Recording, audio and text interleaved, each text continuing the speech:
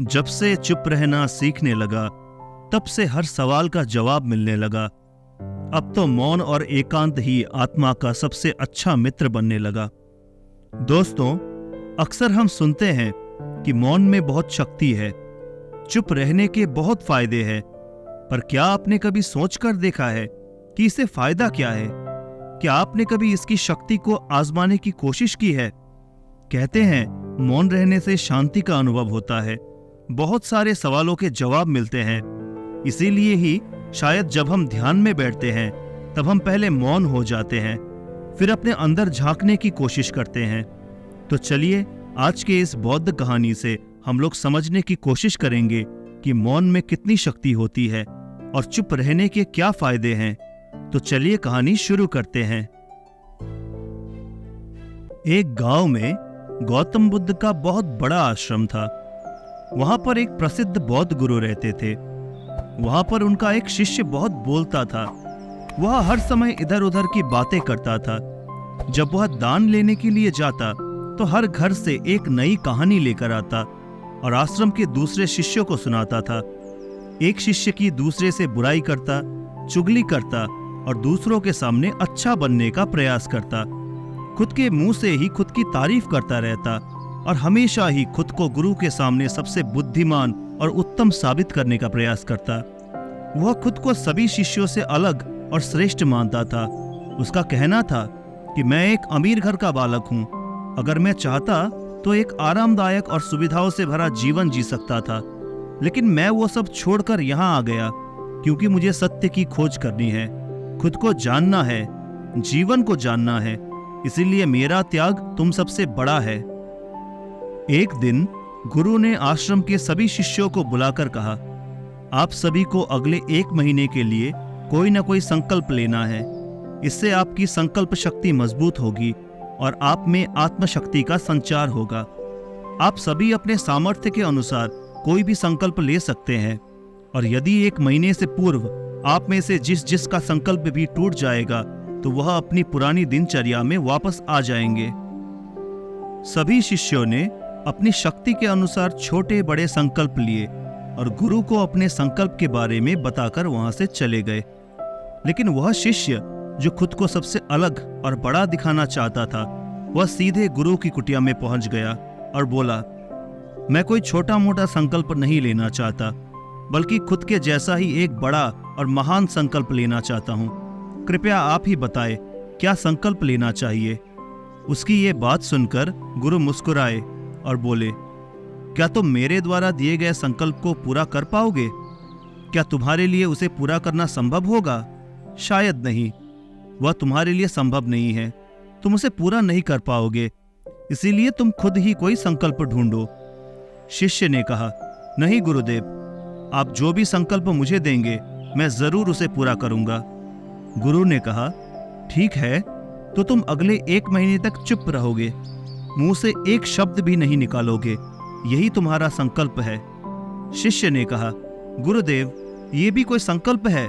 ये तो बहुत ही आसान है, 1 महीने तक चुप ही रहना है। आप कोई बड़ा संकल्प दीजिए जो मेरी योग्यता के लायक हो, जिसे पूरा करने में मुझे समस्या हो।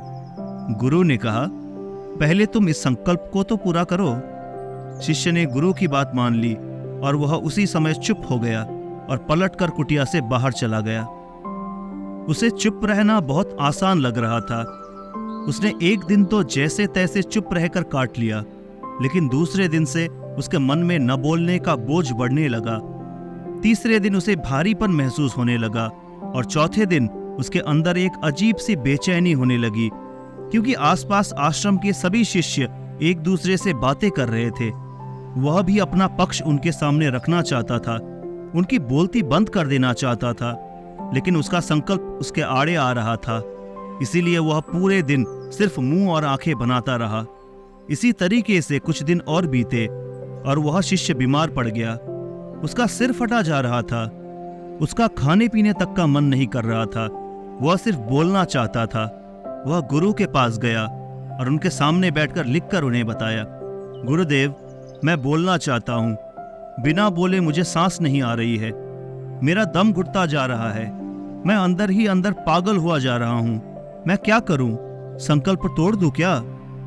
ये पढ़कर गुरु मुस्कुराए और बोले, संकल्प तो तोड़ने के लिए ही होते हैं, लेकिन जो अपने संकल्प को पूरा कर लेता है वही अपनी आंतरिक शक्ति को बढ़ाता है, और जो अपनी आंतरिक शक्ति को बढ़ा लेता है वह समाज और जागृति के राह पर आगे बढ़ चलता है। संकल्प का लेना भी तुम्हारे हाथ में था और इसे तोड़ना भी तुम्हारे ही हाथ में है। तुम्हारे बहुत से भाई अपने संकल्प को तोड़कर अपनी पुरानी दिनचर्या पर वापस आ चुके हैं। अगर तुमसे नहीं हो पा रहा है तो तुम भी संकल्प तोड़कर अपनी पुरानी दिनचर्या पर वापस जा सकते हो। लेकिन याद रहे, अगर आज तुम इस छोटे से संकल्प को नहीं संभाल पा रहे तो तुम अपनी बाकी की पूरी जिंदगी को कैसे संभाल सकोगे? बाकी फैसला पूरी तरह से तुम्हारे हाथों में है। गुरु की ये बात उस शिष्य के दिल पे चोट कर गई। वो बिना कुछ बोले वहां से वापस चला गया और खुद को अपनी कुटिया में बंद कर लिया। वो केवल अपने जरूरी कामों के लिए ही कुटिया से बाहर निकलता, बाकी सारे समय कुटिया के अंदर ही बैठा रहता। 15 दिन बीत चुके थे और आश्रम के लगभग सभी शिष्यों का संकल्प अब तक टूट चुका था, लेकिन उसका संकल्प अभी भी जारी था। संकल्प लेने के बाद से अब तक उसने एक शब्द भी नहीं बोला था। सारा आश्रम हैरान था कि इतना बोलने वाला इंसान चुप कैसे हो गया। 15 दिन बीतने के बाद वह दोबारा अपने गुरु के पास गया और लिखकर बताया, गुरुदेव, मैं बाहर से तो चुप हूं, लेकिन मेरे भीतर बहुत सी आवाजें हैं, बहुत सी चीख पुकार और शिकायतें हैं। मैं अंदर ही अंदर बात करता रहता हूं। मेरा मन तरह तरह के प्रश्न पूछता रहता है। मैं बाहर से जितना मौन हूं, भीतर से उतने ही शोर शराबे से भरा हुआ हूं। क्या इस तरह से मेरा संकल्प अभी भी जारी है? गुरु ने कहा, हाँ, तुम्हारा संकल्प अभी भी जारी है, लेकिन जब तक लोगों की ये आवाजें तुम्हारे कानों में पड़ती रहेगी, तुम्हारा मन बोलता रहेगा, क्योंकि इसे तो आदत है बोलने की। तुम भले ही बाहर से चुप रहो, लेकिन तुम अंदर ही अंदर बोलते रहोगे। तुम्हें इन बातों से, इन आवाजों से दूर जाना पड़ेगा। शिष्य गुरु को प्रणाम कर वहां से चला जाता है और सुबह होते ही अपनी कुटिया छोड़कर जंगल की तरफ चला जाता है। कई दिन बीत जाते हैं, संकल्प का समय भी पूरा हो जाता है, लेकिन शिष्य लौट कर नहीं आता। आश्रम में सभी को डर था कि कहीं जंगली जानवर ने उसे खा न लिया हो। इस बीच उसे ढूंढने की बहुत कोशिश की गई, लेकिन वो कहीं नहीं मिला। सभी गुरु भाइयों ने मान लिया था कि जंगली जानवरों ने उसे अपना शिकार बना लिया है, लेकिन गुरु को ऐसा नहीं लगता था। एक दिन आश्रम का एक अन्य शिष्य गुरु के पास आया और बोला, गुरुदेव, हमारे उस अधिक बोलने वाले भाई के साथ क्या हुआ होगा? क्या जानवर ने उसे मार दिया होगा? गुरु ने कहा, हो सकता है जानवरों ने उसे अपना शिकार बना लिया हो, लेकिन उसके न लौटने की एक दूसरी वजह भी हो सकती है। शायद उसे वो मिल गया है जिसके लिए वो गया था। फिर शिष्य ने पूछा, गुरुदेव, क्या ज्यादा बोलना इतना हानिकारक होता है? गुरु ने कहा, इंसान के जीवन के बहुत सारे दुखों में से एक दुख ये भी है कि वह कभी चुप नहीं रह सकता, हमेशा कुछ न कुछ बोलता ही रहता है। सिर्फ हमारे बोलने के कारण हमारे आधे से ज्यादा दुख पैदा होते हैं। परिवार के अधिकतर झगड़ों की वजह हमारा बेमतलब बोलना ही है। हम में से कोई भी चुप नहीं रहना चाहता, हम बस सामने वाले को सुना देना चाहते हैं। जो भी हमारे मन में है सब निकाल कर उसके मन में बैठा देना चाहते हैं। उसे समझा देना चाहते हैं कि देख, तू गलत है और मैं सही। और इस तरीके से सब एक दूसरे की सड़ी गली बातों को ग्रहण कर रहे हैं। इस तरीके से सुनने और सुनाने का ये काम जिंदगी भर चलता रहता है। लेकिन इस नासमझी में हम अपना समय, अपना जीवन, अपनी समझ और सबसे महत्वपूर्ण वो कीमती पल जो जिए जा सकते थे, जिनको अनुभव किया जा सकता था, जिनमें आनंद को प्राप्त किया जा सकता था, ये सब खो देते हैं। लेकिन इसके बदले में हमें मिलता क्या है? कुछ नहीं, सब व्यर्थ और बर्बाद हो जाता है। इस पागलपन में हमने क्या खो दिया, इसका एहसास केवल कुछ ही लोगों को हो पाता है। बाकी लोग तो जैसे उन्हें अपने आने का पता नहीं, वैसे ही उन्हें अपने जाने का भी पता नहीं चल पाता। शिष्य ने कहा, तो फिर इसका समाधान क्या है? गुरु ने कहा, पूरी जागरूकता के साथ अपने विचारों को देखना, यही एकमात्र तरीका है। सारी मानसिक समस्याओं का वर्तमान में रहकर चिंतन करना, पूरी जागरूकता के साथ अपना काम करना जिंदगी में चमत्कारिक बदलाव ला देता है। उसके बाद वह शिष्य गुरु से अपने प्रश्नों का उत्तर पाकर उनको प्रणाम करके वहां से चला गया। उस शिष्य को आश्रम छोड़कर गए हुए 3 महीने का समय बीत चुका था, लेकिन उसकी कोई खबर न थी। अब तक तो सभी गुरु भाइयों ने भी उसके वापस लौटने की उम्मीद छोड़ दी थी, लेकिन एक दिन वह आश्रम में लौट आता है। उसे देखकर सभी के आश्चर्य और खुशी का ठिकाना न रहा, लेकिन अब वो वह नहीं था जो वहां से गया था। वह कुछ और ही बनकर वापस आ गया था। उसके अंदर एक गजब का बदलाव महसूस किया जा सकता था। उसके चेहरे पर एक गजब का ठहराव और आंखों में बड़ी शांति थी। आश्रम में आते ही सभी गुरु भाइयों ने उसे चारों तरफ से घेर लिया और बातें करने लग गए। वह भी अपने गुरु भाइयों से बातें करने लगा। उससे बात करने वाले सभी ने यह अनुभव किया कि अब वह पहले जैसा उतावला और बातूनी नहीं रह गया था। उसके मुंह से एक एक शब्द बहुत ही सुलझे हुए और मधुरता के साथ निकल रहे थे। थोड़ी देर तक गुरु भाइयों से बात करने के बाद वह सीधा गुरु की तरफ चला गया। उसने गुरु के चरण छुए और कहा, गुरुदेव, क्या मैं अब भी मौन हूं? क्या अब भी मेरा संकल्प जारी है? गुरु ने कुछ देर तक शिष्य की आंखों में बड़े ध्यान से देखा और कहा, हाँ, तुम अब भी मौन हो। तुम्हारे मुंह से एक भी शब्द निकल नहीं रहा और तुम्हारा संकल्प अभी भी जारी है। शिष्य ने कहा, गुरुदेव, जब मैं आश्रम से गया तब मैं मुंह से तो चुप था, लेकिन मेरे अंदर बहुत सी आवाजें थी। मन में बहुत से प्रश्न थे और वो बंद नहीं हो रहे थे। तो मैं जंगल में चला गया इस उम्मीद से कि वहां मुझे शांति मिलेगी और मेरे मन की बकबक कम हो जाएगी। लेकिन मैं जितना एकांत में जाता गया, मेरे अंदर की आवाज उतनी ही तेज होती गई। मेरे भीतर की पुरानी से पुरानी आवाज मुझे सुनाई देने लगी। तब जाकर मैंने महसूस किया कि मैं कितना गलत कर रहा था। जब मैं अपने परिवार वालों, दोस्तों और गुरु भाइयों को बुरा भला कहता था, तो उस समय मुझे लगता था कि मैं सही कर रहा हूँ। जब मैं गुरु भाइयों की एक दूसरे से चुगली करता था और उनका मजाक बनाता, तब भी मुझे यही लगता था कि मैं उनसे बेहतर हूँ और मैं सही कर रहा हूँ। लेकिन उस दिन मैंने पहली बार महसूस किया कि मैं कितना गलत बोलता था। काफी दिनों तक ये आवाजें, ये शिकायतें मेरे अंदर चलती रही, लेकिन धीरे धीरे करके एक दिन ये सारी आवाजें मेरे अंदर से समाप्त हो गई। अब मैं भीतर से भी मौन हो गया।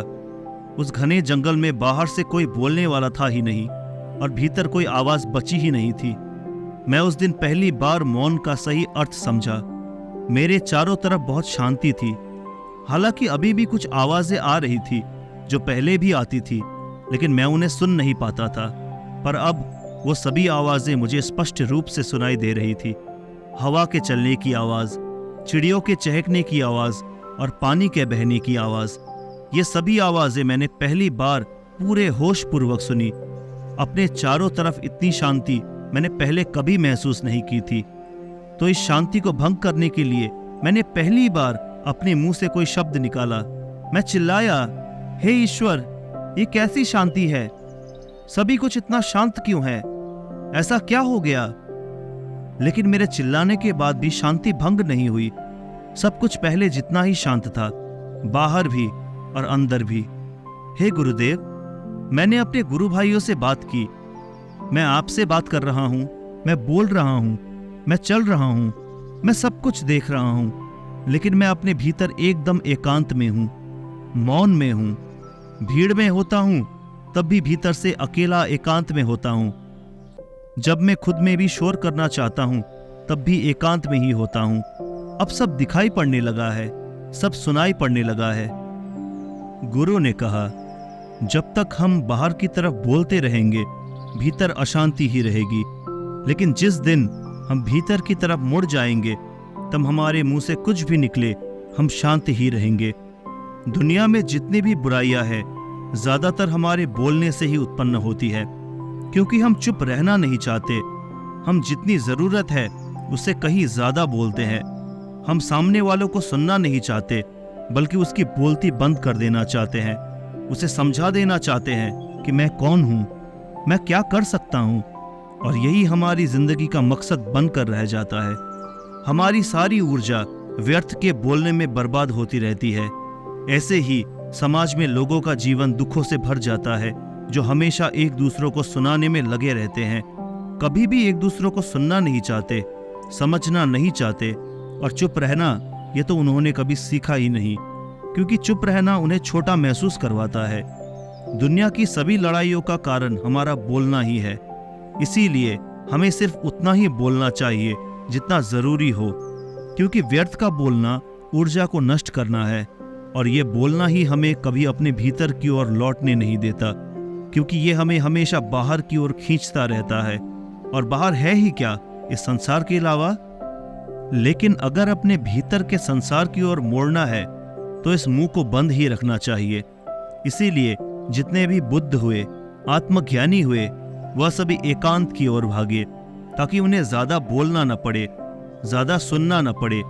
वह एकांत में रहे और शांत रहे, इसीलिए आसानी से भीतर की यात्रा कर पाए।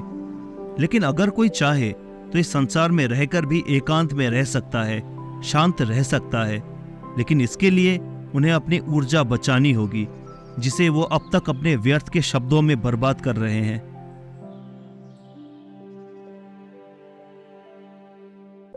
दोस्तों, इस कहानी की सीख यही है कि व्यर्थ का बोलना ऊर्जा को नष्ट करना है। ज्यादा और व्यर्थ बोलना ही हमें अपने भीतर की ओर लौटने नहीं देता, क्योंकि ये हमें बाहर की ओर झुकाए रखता है। और जिन्हें भीतर की यात्रा करनी है उन्हें अपने मुंह को बंद ही रखना चाहिए। मुझे उम्मीद है कि आपको ये कहानी पसंद आई होगी और काफी कुछ सीखने को मिला होगा। कहानी के बारे में अपने विचार आप हमें नीचे कमेंट बॉक्स में कमेंट करके बता सकते हैं। जाने से पहले वीडियो को लाइक करें और चैनल को जरूर सब्सक्राइब करें। तो मिलते हैं अगली कहानी के साथ, तब तक के लिए नमो बुद्धाय।